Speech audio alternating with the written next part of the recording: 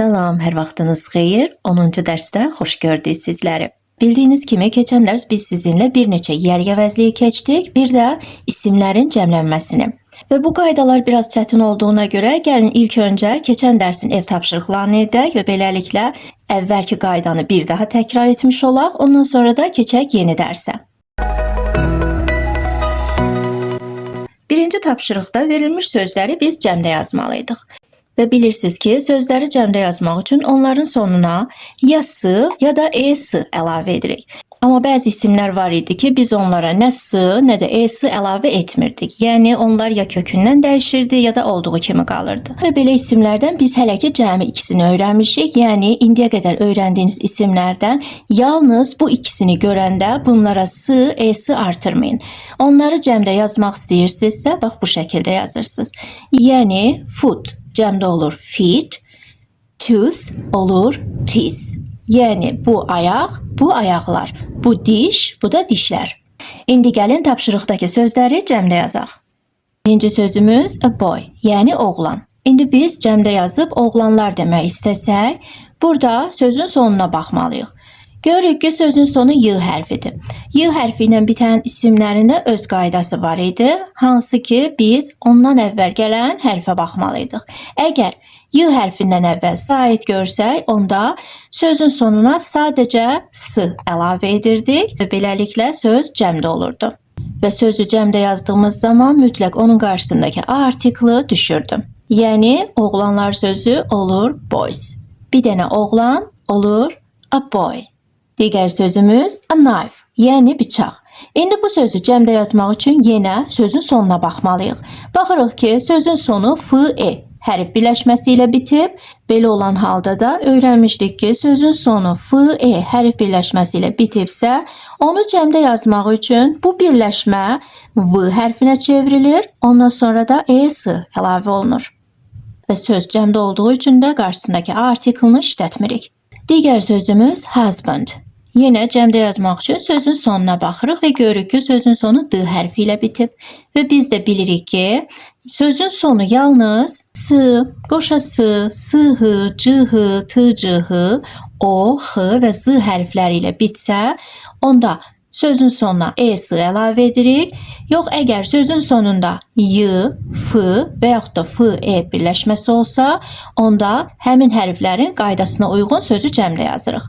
Və bu d hərfi də saydığım heç bir hərf və hərf birləşmələrinin içində olmadığı üçün, deməli bu sözü cəmdə yazanda ona sadəcə s əlavə edirik. Digər sözümüz an aunt. Və burada biz sözün qarşısında artıq a yox, an işlətmişik. Buna səbəb də aunt sözünün sait səslə başlanmasıdır. Yəni bundan öncəki sözlər samit səslə başlayırdı, ona görə a artiklı işlədirdik. Amma bu söz saitlə başladığı üçün an artiklı işlənir. Deməli, an aunt sözünü indi cəmdə yazmaq üçün yenə sözün sonuna baxırıq. Görürük ki, t hərfi ilə bitib. Və az öncə saydığımız hərflərin içində t hərfi olmadığı üçün, deməli bu sözün sonuna sadəcə s əlavə edirik. Bunu keçən dəfə də demişdim, yenə qeyd edeyim, ola bilər ki, çaşdırsın. Yəni biz burada t hərfini görürük əslində, amma tək görmürük də, onun yanında görürsünüz, sonra c-h hərf birləşməsi gəlir. Burada isə t hərfindən sonra c-h yoxdur. Deməli, t hərfini tək gördüksə sözün sonunda ona sadəcə s əlavə edirik. Digər sözümüz father, yəni ata. İndi atalar demək istəsək, yenə sözün sonuna baxırıq, görürük ki, r hərfi ilə bitib. R hərfi də qeyd etdiyimiz o hərflərin içində yoxdur. Deməli, cəmdə yazmaq üçün sadəcə s əlavə edirik. Digər sözümüz a leaf, yəni yarpaq. Cəmdə yazmaq istəsək, yenə sözün sonuna baxırıq və görürük ki, f hərfi var. Biz də bilirdik ki, sözün sonu f və yaxud da f-e hərf və hərf birləşməsi ilə bitsə, həmin sözü cəmdə yazmaq üçün f hərfini v hərfinə çeviririk, ondan sonra da es əlavə edirik. Sonraki sözümüz a mother, yəni ana. Analar demək istəsək, sözün sonuna baxırıq, görürük r hərfi ilə bitib. R hərfi bunların içində olmadığı üçün, deməli sadəcə s əlavə edirik. Sonra a car, yəni maşın. Sonuna baxırıq, görürük r hərfidir, deməli s əlavə olunur.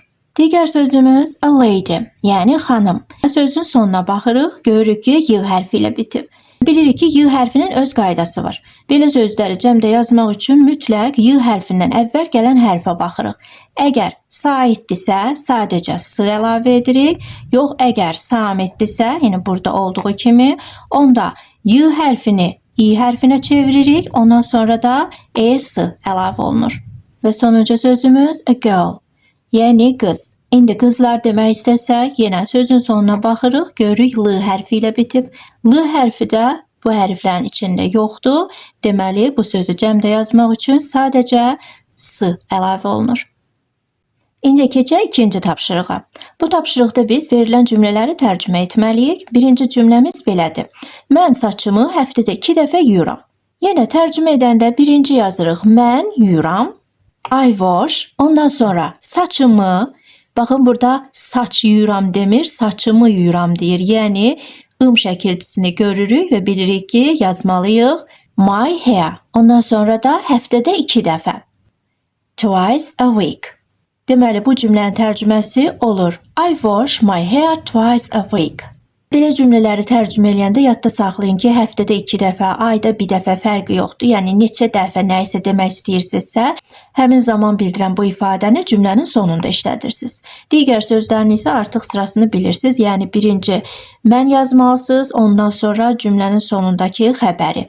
Yəni, yuyuram sözünü olur I wash, sonra da deyir saçımı. Burada da saçım dediyinə görə, yəni bu şəkilçisini gördüyümüzə görə my, yəli əvəzi ilə istifadə edirik. Əgər bunu istifadə etməsək, olur mən saç yuyuram. Yəni saçımı yuyuram olmur. İkinci cümlə, onlar mənim oyuncaqlarımla oynayırlar. Yenə birinci yazırıq, onlar oynayırlar. Yəni they play. Ondan sonra da mənim oyuncaqlarımla. Bax, burada mənim oyuncaqlarım yazmağa tələsmirik, çünki la, lə şəkilçisi var. Yəni with. Bax, bunu yazandan sonra artıq yazırıq mənim oyuncaqlarım. My toys. Və burada oyuncaqlar yazmaq üçün baxdıq ki, sözün sonu y hərfi ilə bitib. Y hərfindən əvvəldə sait gələndə demişdik ki, sadəcə s əlavə edirik. Deməli, oyuncaq sözü olur cəmdə toys. Üçüncü cümlə, o bizim topumuzla oynayır, kişi cinsində. Deməli, birinci yazırıq, o oynayır, yəni he plays. Və burada play sözünə s əlavə elədik, çünki keçmişdik ki, şəxsimiz he, she, it olsa, ondan sonra gələn feilin sonuna ya s ya da s əlavə edirik. Və burada da feilin sonu y hərfi ilə bitəndə yenə ondan əvvəlki hərfə baxırdıq, sait olanda sadəcə s əlavə edirdik. Yəni, bu qayda elə isimlərin cəmi ilə eynidir. Bəs fərqi nədir? Fərq ondadır ki, biz burada s şəkilçisini feilin sonuna əlavə elədik və bu zaman bu s-nı larlər kimi tərcümə eləmirik. Yəni demirik o oynayırlar. Görürsüz, deyirik o oynayır. Deməli, yadda saxlayırıq ki, şəxsimiz he, she, it olanda feilin sonuna artırdığımız bu s şəkilçisi zaman göstərən şəkilçidir. Yəni cəm şəkilçisi deyil. Biz bu şəkilçini feilin sonunda görəndə bilirik ki, həmin cümlə indiki sadə zamandadır. İndiki sadə zamanda o deməkdir ki, biz daim təkrarlanan, adət halına almış hərəkətləri bildiririk. İndi qayıdaq cümləmizə. Burada biz o oynayır sözünü yazdıq. Qaldı bizim topumuzla. Yenə la şəkilçisini gördüyümüzə görə with yazırıq. Ondan sonra da bizim topumuz, yəni our ball. İndi əgər bu cümlədə bizim topumuzla yox, toplarımızla desəydi, onda ball sözünün sonuna s əlavə etməliydik. Və bu cümlədə artıq biz 2 dənə s şəkilçisi işlətdik. Birini feilin sonuna əlavə etdik, digərini isə ismin. Və ismin sonuna əlavə etdiyimiz cəm şəkilçisi oldu, yəni larlər kimi tərcümə olundu, amma feilin sonuna əlavə etdiyimiz s-nı larlər kimi tərcümə etmirik. Bu, cümlənin indiki sadə zamanda olduğunu göstərir və feilin sonuna s-nı yalnız mübtədamız, şəxsimiz he, she, it olsa əlavə edirik. Qalan hallarda əlavə etmirik. Yəni burada he yox, you olsaydı, sənsiz sözü, onda əlbəttə ki, feilin sonunda da s işlənmirdi. Və bu cümlənin tərcüməsi olur, sən bizim toplarımızla oynayırsan və yaxud da siz bizim toplarımızla oynayırsınız. Dördüncü cümləmiz, sən dişlərini gündə 2 dəfə fırçalayırsan. Birinci yazırıq, sən fırçalayırsan, you brush, ondan sonra da dişlərini, yəni your teeth. Və burada dişlərini dediyinə görə mütləq your teeth yazırıq. Və bundan sonra da yazırıq gündə 2 dəfə, yəni twice a day. Və sonuncu cümləmiz o ildə bir dəfə Almaniyaya səyahət edir. Qadın cinsində. Deməli yazırıq o səyahət edir. Yəni she travels. Ondan sonra Almaniyaya, to Germany. Ondan sonra da ildə bir dəfə. Yəni once a year. Üçüncü tapşırıqda isə verilmiş cümlələrdə səhvləri tapmaq lazımdır. Və burada da qaydanı yaxşı bilməliyik ki, səhvləri tapa bilək. Məsələn, bilsək ki, yeri əvəzliyindən sonra artikel işlətmək olmaz, onda görürük ki, birinci cümlədəki A artikli səhvdir. Çünki our sözündən sonra gələn isimdə artikel olmamalıdır.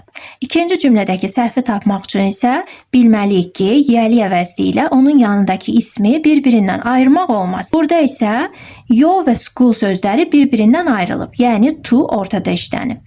Belə olan halda da cümlə səhvdir. Yəni burada to, go sözündən sonra işlənməli idi. Üçüncü cümlədəki səhvi tapmaq üçün isə bilməliydik ki, feilin sonu y hərfi ilə bitibsə, ondan əvvəl gələn hərfə baxmalıyıq. Əgər y-dan əvvəl samit gəlibsə, məsələn, fly sözündə samit gəlib, biz orada y hərfini i-yə çevirib sonra e-s artırmalıydıq. Yəni bu şəkildə s yazanda cümləmiz səhv olur. Dördüncü cümləmizdə isə yenə yeli əvəzliyi ilə isim bir-birindən ayrılıb. Yəni with səhv yerdə işlənib. Cümlə olmalıydı we play with our toys. Yəni biz oyuncaqlarımızla oynayırıq. Beşinci cümlənin səhvi isə yenə yeli əvəzliyindən sonra artiklın işlənməsidir. Olmalıydı I dry my hair. Ev tapşırıqlarımızın izahı bu qədər. İndi də gəlin digər yeri əvəzliklərini öyrənək.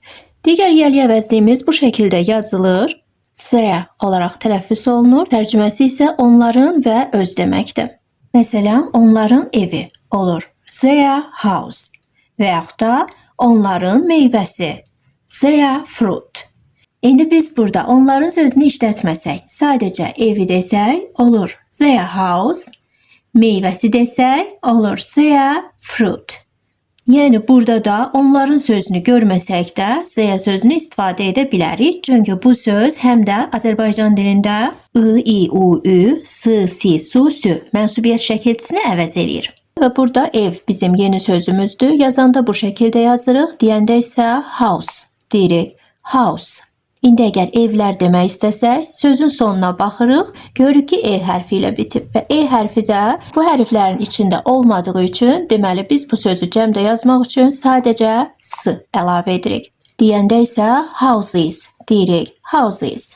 İndi əgər ev yox, evdə demək istəsək, olur. In the house. Yəni ev sözünü əlavə etdiyimiz bu dəyişək keçisi ingilis dilində olur in və ondan sonra da müəyyənli artikli th işlənir. Və bir də biz sizinlə ev sözünü home olaraq keçmişdik.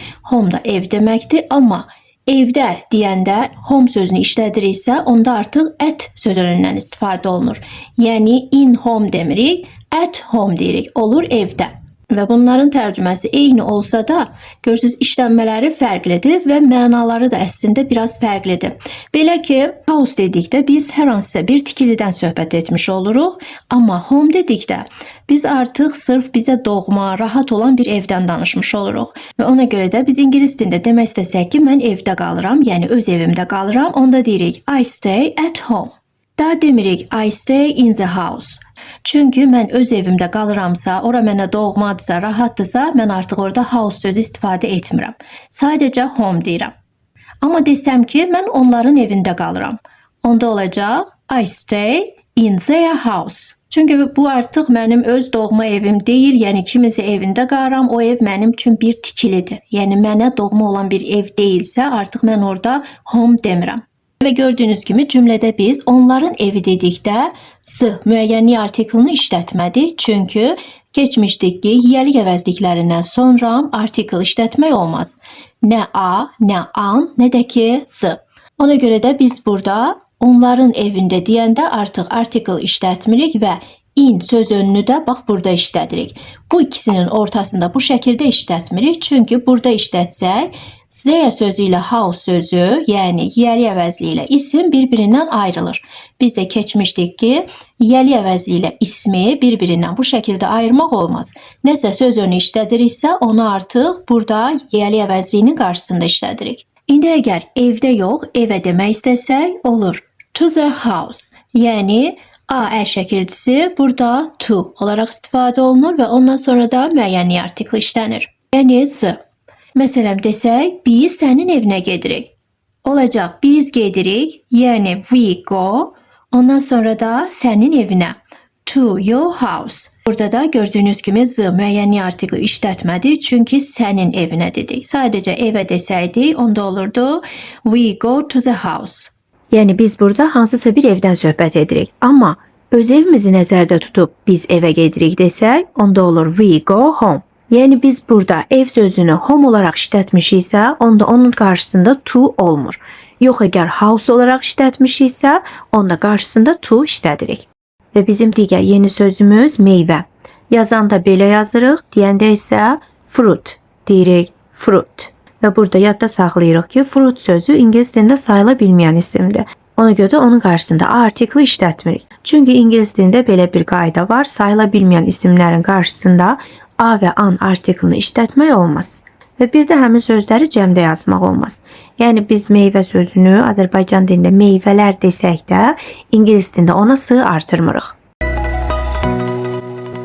Digər yeri əvəzliyimiz bunlardır və hər üçünün tərcüməsi onun deməkdir. Yəni Azərbaycan dilində bizim bir dənə işlətdiyimiz onun sözü ingilis dilində 3 cür olur. Səbəb bu sözün ingilis dilində qadın cinsində başqa cür, kişi cinsində başqa, orta cinsdə isə başqa olmasıdır. Və ingilis dilində də bunları şəxslərə görə ayıra bilmək çox vacibdir.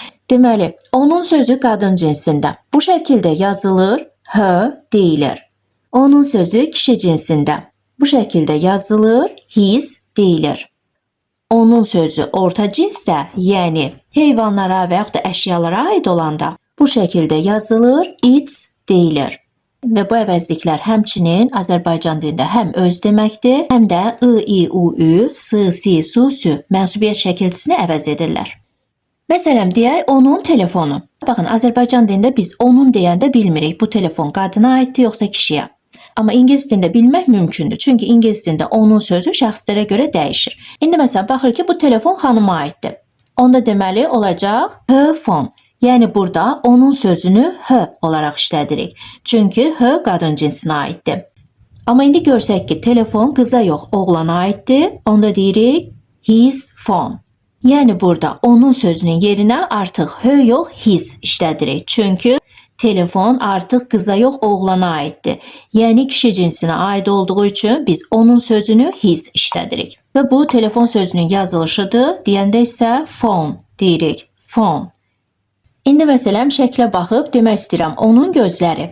Onda olacaq its eyes. Yəni burada onun sözünü its olaraq işlədirik. Çünki haqqında danışdığımız orta cinsə aiddir. Yəni heyvanlara və əşyalara aid olanda orta cins sayılır və o da olur its. Və göz sözü ingilis dilində bu şəkildə yazılır, eye deyilir. Və a səsi ilə başladığına görə, yəni sait səslə başladığına görə də qarşısında an artikli işlənir. Yəni an eye deyirik.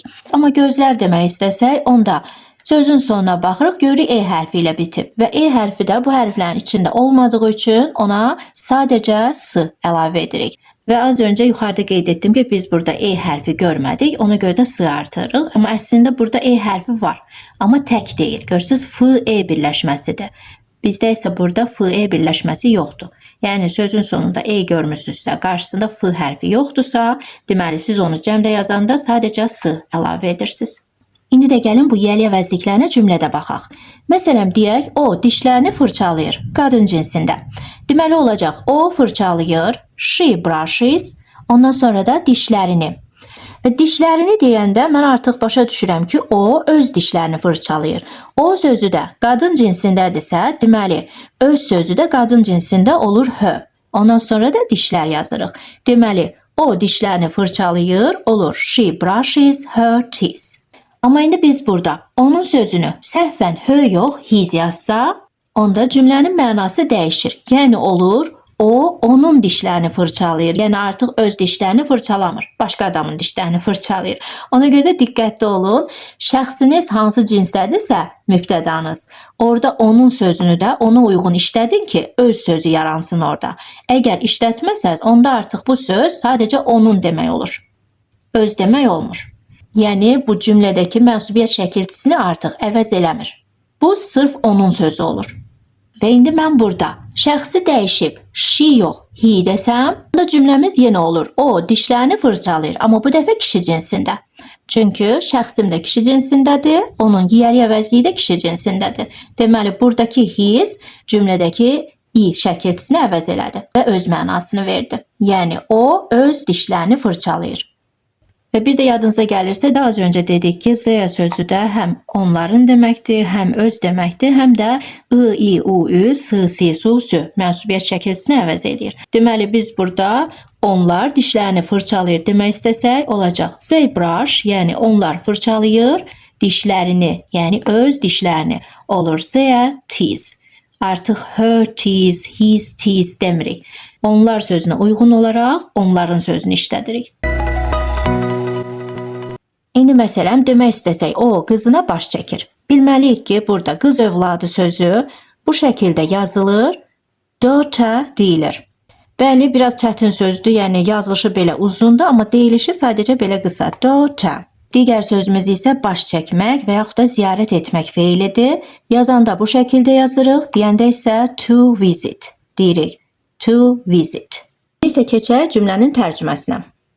Burada o sözünü kişi cinsində yazmalıyıq, yəni birinci yazmalıyıq. O baş çəkir, he visits, burada visit sözünə s əlavə edirəm, çünki şəxsim he'dir. Ondan sonra da yazıram qızına. Baxın, burada qızı deyəndə artıq bilirik ki, o öz qızına baş çəkir. O sözü də kişi cinsində olduğu üçün, deməli biz burada yazmalıyıq his daughter. Və biz burada istiqamət bildirən A şəkilçisi görürük. Amma visitdən sonra heç vaxt to işlətmirik. Yəni, harasa gediriksə, harasa baş çəkiriksə, sadəcə həmin yerin adını deyirik. Daha istiqamət bildirən o A şəkilçisini, yəni to'nu burada işlətmirik. Demirik, he visits to his daughter.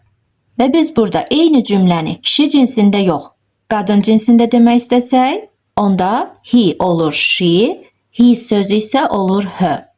Və yaxud da desək, mən onun dayısını ziyarət edirəm. Burada dayı sözünü keçməmişik, gəlin öncə onu öyrənək. Dayı və əmi ingilis dilində bu şəkildə yazılır. An uncle deyilir. Cümlənin tərcüməsinə gəldikdə isə birinci yazırıq mən ziyarət edirəm, yəni I visit, ondan sonra onun dayısını. Burada onun sözünü biz artıq bilməliyik ki, qadın cinsindədir, yoxsa kişi cinsində. Məsələn, Muradın dayısına baş çəkmək istəyirəm. Murad kişi cinsində olduğu üçün, deməli burada onun sözü olacaq his, dayı da uncle, yəni his uncle deyirik. Deməli, mən onun dayısını ziyarət edirəm, olacaq I visit his uncle. Amma indi Muradın yox, tutaq ki, Leylanın dayısına baş çəkirik.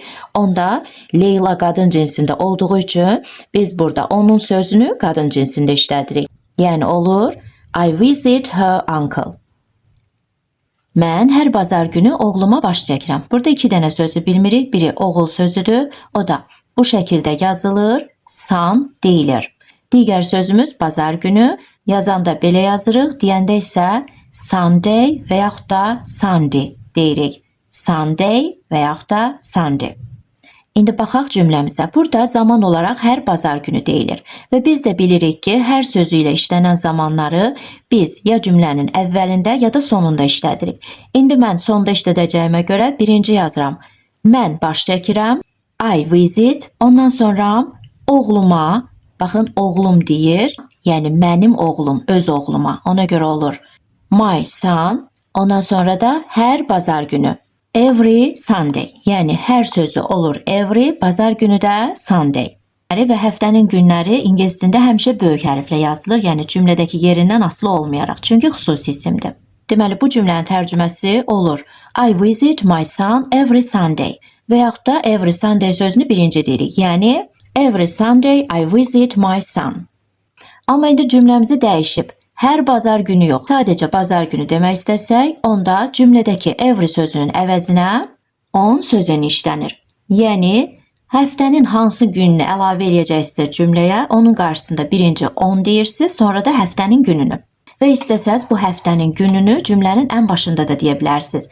Yəni, bu cümləni I visit my son on Sunday yox, on Sunday I visit my son deyə bilərsiniz. Və bir də istəsək, biz burada bazar günü yox, bazar günləri deyə bilərik. Əslində bu elə hər bazar günü ilə eyni mənaya gəlir, amma yenə də cümlə dəyişir. Artıq mən burada hər sözünü işlətmirəm, sadəcə bazar günləri deyirəm. Belə olan halda yenə biz on sözünündən istifadə edirik. Ondan sonra yenə həftənin gününü deyirik, amma cəmdə. Yəni Sunday sözünü cəmdə yazırıq. Cəmdə yazmaq üçün də sözün sonuna ya s ya da es əlavə etməliyik, düzdür? Burada da sözün sonu y hərfi ilə bitib. Ona görə əvvəlki hərfə baxıram, görürəm saitdir. Ona görə cəmdə yazmaq üçün sadəcə s əlavə edirəm. Və bunu da eyni qaydada istəsəm cümlənin sonunda və yaxud da ən başında işlədə bilərəm. Artıq biz sizinlə həftənin gününü cümlədə necə işlətmək lazımdır, onu da öyrəndik. İndi isə gəlin digər həftənin günlərini öyrənək. İngilis dilində həftənin günləri iki cür tələffüz olunur. Məsələn, bazar ertəsi bu şəkildə yazılır. Monday və yaxud da Monday olaraq deyilir. Yəni burada sonunu day və yaxud da d olaraq deyə bilərsiniz. İkinci gün, yəni çərşənbə axşamı bu şəkildə yazılır. Tuesday və yaxud da Tuesday və ya Tuesday olaraq tələffüz olunur. Yəni siz burada tu və yaxud da to olaraq deyə bilərsiniz əvvəlini və sonunu da həm day, həm də d olaraq demək olar. Yəni hansı sizə rahatdırsa o şəkildə də deyin. Sonra çərşənbə günü, yəni üçüncü gün bu şəkildə yazılır. Wednesday və yaxud da Wednesday olaraq tələffüz olunur. Cümə axşamı, yəni dördüncü gün bu şəkildə yazılır. Thursday və yaxud da Thursday olaraq tələffüz olunur. Cümə günü, yəni beşinci gün bu şəkildə yazılır. Friday və yaxud da Friday olaraq tələffüz olunur. Sonra şənbə günü bu şəkildə yazırıq. Saturday və yaxud da Saturday olaraq tələffüz edirik. Və sonda da bazar günü. Bu şəkildə yazırıq. Sunday və yaxud da Sunday olaraq tələffüz edirik. Və az öncə mən cümlədə yalnız bazar gününü işlətdim, amma qayda eynidir. Yəni siz cümləyə həftənin hansısa bir gününü əlavə etmək istəsəz, onda onun qarşısında mütləq on sözünü işlədirsiniz və həmin o zamanı istəsəz cümlənin ən başında və yaxud da ən sonunda deyə bilərsiniz. Və bir də istəsəz həftənin günlərini cəmdə deyə bilərsiniz, amma yenə də qarşısında on sözünü işlənir. Məsələn, cümləyə şənbə günləri əlavə etmək istəyirik, onda Saturday sözünün qarşısında birinci on sözünü işlədirik, ondan sonra da bu sözün sonuna s əlavə edirik. Və bir də ingilis dilində həftə içi sözü var, hansı ki bu şəkildə yazılır. Weekday deyilir. Weekday. Və bu söz bazar ertəsindən cümə gününə kimi olan müddəti əhatə edir. Yəni birinci gündən 5-ci günə qədər bütün günləri nəzərdə tutursunuzsa, onda weekday sözündən istifadə edirsiniz. Yox, əgər həftə sonu demək istəsəz, yəni şənbə və bazar günü, onda bu şəkildə yazırıq. Weekend deyirik. Weekend. Amma bu sözləri bilsək də gərək onların cümlədə işlənmə qaydasını da bilək. Məsələn, cümlədə həftə içi demək istəsək, onda həmin weekday sözünün qarşısına on sözünü əlavə edirik, ondan sonra da a artiklı olur on a weekday. Və biz burada sadəcə bir həftə içini nəzərdə tuturuq. Amma hər həftə içi demək istəsək, onda yenə weekday sözünün qarşısında on sözünü işlədirik, ondan sonra da bu sözün sonuna s əlavə edirik. Yox, əgər cümlədə həftə sonunda demək istəsək, yalnız bir şənbə və bazarı nəzərdə tutsaq, onda weekend sözünün qarşısında at sözünü işlənir, ondan sonra müəyyənlik artiklı olur at the weekend. Yox, əgər həftə sonlarında demək istəsək, onda weekend sözünü cəmdə yazırıq və qarşısında at sözünü işlədirik. Məsələn, demək istəsək, mən həftə içi işləyirəm. Onda deyirik, mən işləyirəm, I work, ondan sonra da həftə içi. Və mən yalnız bir həftə içi işləmədiyimə görə, yəni hər həftə içi işlədiyimə görə, onda weekday sözünü cəmdə yazıram və onun qarşısında on sözünü işlədirəm. Deməli, cümlə olur, I work on weekdays. Yox, əgər biz burada sadəcə bir həftə içini nəzərdə tutsaq, onda olur, I work on a weekday. Məsələn, demək istəsək, mən həftə sonu evdə istirahət edirəm. Burada yeni sözümüz istirahət etmək, dincəlməkdir. Bu şəkildə yazılır. To relax olaraq tələffüz olunur. To relax. Və cümləni tərcümə edərkən yenə birinci mən istirahət edirəm deyirik. Yəni I relax. Ondan sonra evdə at home Sonra da həftə sonu, yəni weekend. Amma elə weekend olaraq əlavə etmirik cümləyə, onun qarşısında at və z işlədirik. Deməli, bu cümlənin tərcüməsi olur: I relax at home at the weekend. Və yaxud da belə bir cümlə quraq: o həftə sonları evdə istirahət edir. Yenə birinci deyirik: o istirahət edir. Olur: he relaxes. Burada relax sözünə es əlavə edirik, çünki şəxsimiz he-dir. Bilirik ki, şəxs he, she, it olsa, onda feilin sonuna ya s ya da es artırmalıyıq. Burada da relax sözü x hərfi ilə bitir. Buna görə də feilin sonuna es əlavə olunur və bu es is olaraq tələffüz olunur. Və ondan sonra evdə sözünü yazırıq, yəni at home. Sonra da həftə sonları. Artıq həftə sonları deyildiyi üçün weekends olur, yəni weekend sözü cəmdə yazılır və qarşısında at sözünü işlənir. Yox, əgər bu cümləni dəyişib, həftə sonları yox, hər həftə sonu demək istəsəz, onda yenə eyni şəkildə birinci o istirahət edir deyirik, he relaxes, ondan sonra evdə at home, sonra da hər həftə sonu, hər sözü olur every, həftə sonu da weekend. Yəni, hər sözündən istifadə etdiksə, yəni every dediksə, onda bizə in, on, at, mat sözünləri lazım deyil. Sadəcə every sözünü deyirsiniz, ondan sonra da zaman bildirən sözü. Bunlar da bizim digər yeni sözlərimiz, hər ikisi tətil deməkdir, amma bu söz həm də bayram mənasında işlənir. Yəni, həm tətil, həm də bayram deməkdir. Yazanda belə yazırıq, deyəndə isə a holiday deyirik, a holiday. Digər tətil sözünü isə belə yazırıq, a vacation deyirik, vacation. Və bu sözləri cümləyə əlavə etmək üçün onların qarşısında on sözünü işlədirik. Yəni, tətildə, bayramda demək istəsək, on holiday və yaxud da on vacation olur. İndi daha aydın olsun deyə cümlələrə baxaq. Məsələn, biz tətilə gedirik. Olacaq, biz gedirik, we go, tətilə, on holiday və yaxud da on vacation. Sonra demək istəsək, o tətildə Türkiyəyə gedir. Kişi cinsində. Olacaq, o gedir, yəni he visits. Burada goes da deyə bilərsiniz, amma gedirəm sözünü həm də visit olaraq işlətmək olar, amma o mənada ki, gedib görüb gəlirəm. Yəni gedib baş çəkib gəlirəm. Bax, o mənada gedirəm deyirsinizsə, go yox, visit işlədə bilərsiniz. Və şəxs he olduğu üçün də visit sözünə burada s əlavə edirik. Olur, he visits, o gedir Türkiyəyə. Burada Türkiyəyə deyirik. Yəni istiqamət bildirən AL şəkilçisini görürük.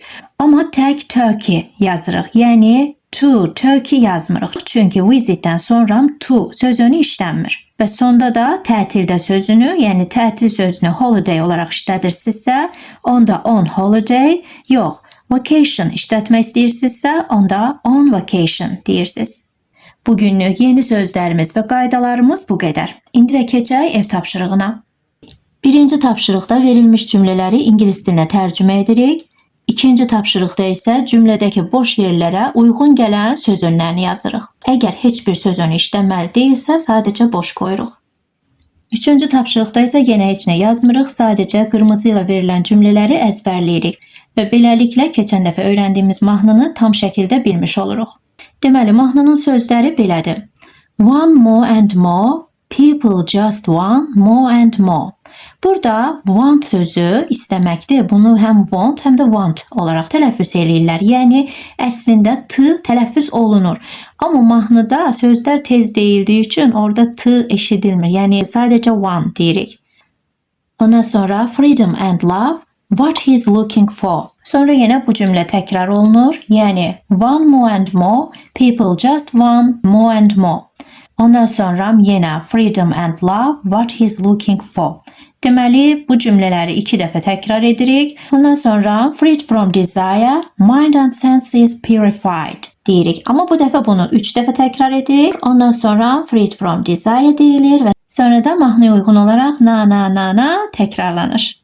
One more and more, people just want more and more freedom and love, what he's looking for. One more and more, people just want more and more freedom and love, what he's looking for.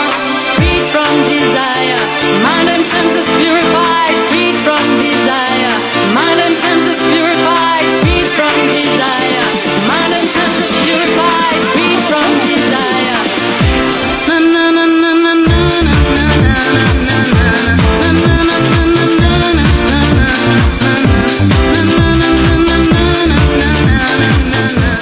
günlük dərsimizdə bu qədər. Sağ olun, salamat qalın. Gələn dərs görüşmək ümidi ilə.